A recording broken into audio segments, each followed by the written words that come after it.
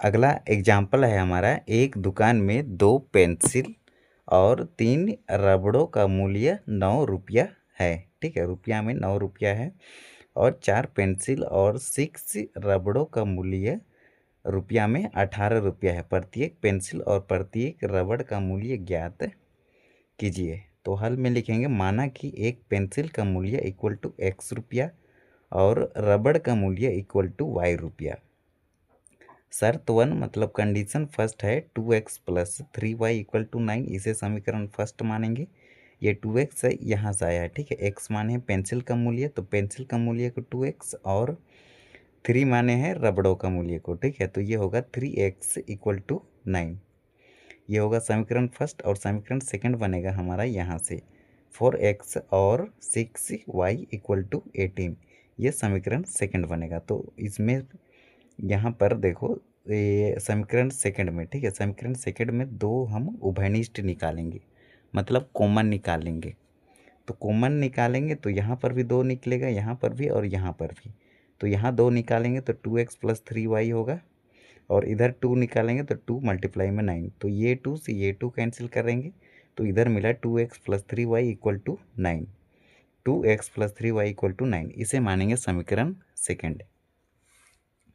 अब हम जानते हैं कि a1/2 equal to b1/b2 equal to c1/c2।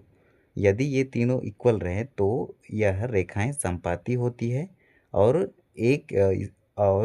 यदि ये समपाती होती है तो हल प्राप्त होते हैं और अनेक हल प्राप्त होते हैं। ठीक है, यदि ये सेम रहे तब। तो a1 ये देखो 2x plus 3y equal to 9 समीकरण फर्स्ट में, और समीकरण सेकंड में, और फर्स्ट में देखो 2x plus 3y equal to 9। तो यदि हम इसको फाइंड आउट करेंगे तो ये मिलेगा हमें a1 का वैल्यू। देखो a1 का वैल्यू 2 और a2 का वैल्यू भी 2 है, तो ये मिला 2/2। तो 2 से 2 कैंसिल, 1/1 मिलेगा। अब निकालेंगे हम b1/b2। तो b1/b2 निकालेंगे तो ये मिलेगा हमारा 3/3। इसको भी काटेंगे, ये भी मिलेगा 1/1। अब निकालेंगे c1/c2, तो ये भी हमारा सेम निकलेगा। प्लस का 9 को इधर लाएंगे तो ये माइनस का 9 डिवाइड में माइनस का 9, तो माइनस माइनस कैंसिल, 9 से 9 कैंसिल, तो ये भी मिलेगा हमारा 1/1। ठीक है, ये इसको इधर ले आएंगे क्योंकि रैखिक समीकरण का व्यापक रूप होता है a1x plus b1y plus c1 equal to 0 होता है।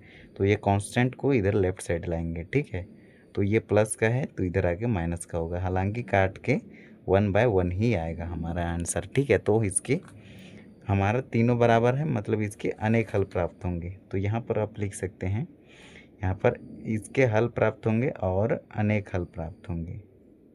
अनेक हल, मेनी सॉल्यूशन, अनेक हल प्राप्त होंगे।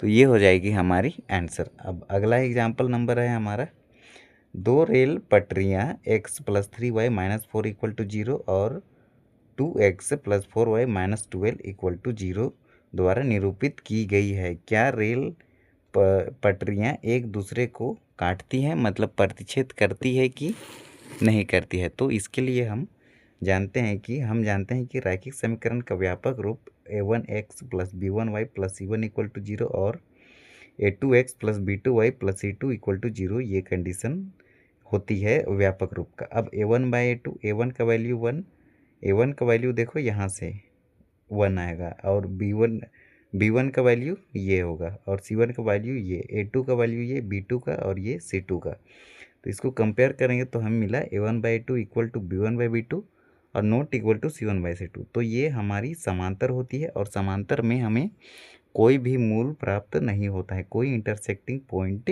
नहीं मिलता है। तो ये होगा इसका आंसर। नेक्स्ट एग्जाम्पल नंबर है हमारा, विलोपन विधि का प्रयोग करके निम्न रैखिक समीकरण युग्म के सभी संभव हल प्राप्त कीजिए।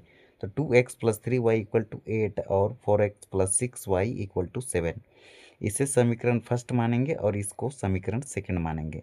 अब विलोपन विधि से सॉल्व करने के लिए इसका गुणांक को बराबर करते हैं, x का गुणांक या y का गुणांक को।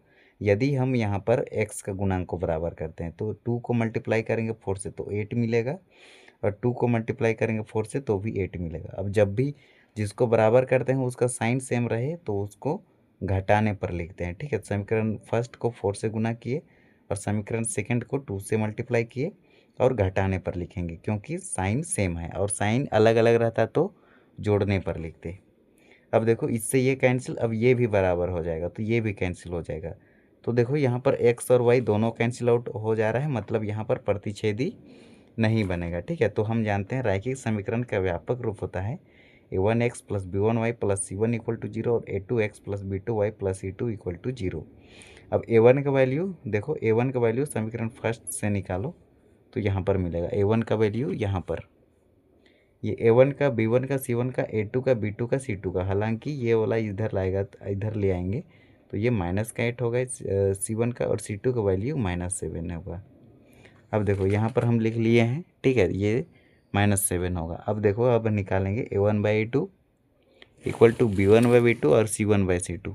तो हम फाइंड आउट किए, इक्वल टू हमें मिला a1/a2 equal to b1/b2 not equal to c1/c2, ठीक है। तो हम यहाँ पर देखते हैं कि अतः समांतर रेखाएं प्राप्त हुआ हमें, ठीक है।